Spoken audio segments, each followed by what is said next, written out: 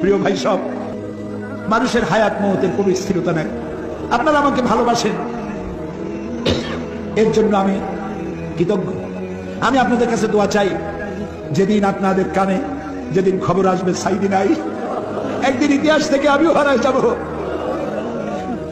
কিয়ামতের দিন আল্লাহ যেন আমাকে মাফ করে দেন। আমি কিচ্ছু চাই না আল্লাহর কাছে। আল্লাহ যদি বলেন কিয়ামতে তোরে মাফ করে দিলাম, এর থেকে বড় পাওনা আমার নাই। আল্লাহ, ষড়যন্ত্রকারীদের সব ষড়যন্ত্র থেকে তোমার গোলামদেরকে তুমি হেফাজত করো, তোমার কুদরতের চাদরটা দিয়ে হেফাজত করো। আল্লাহুম্মা লা তারুদ্দানা খাইবিন, আল্লাহুম্মা লা তারুদ্দানা খাইবিন। আল্লাহ, যা বলতে পারলাম না তা তুমি নিশ্চয়ই বোঝো। আল্লাহ, একেবারে খালি হাতে ফেরত দিও না।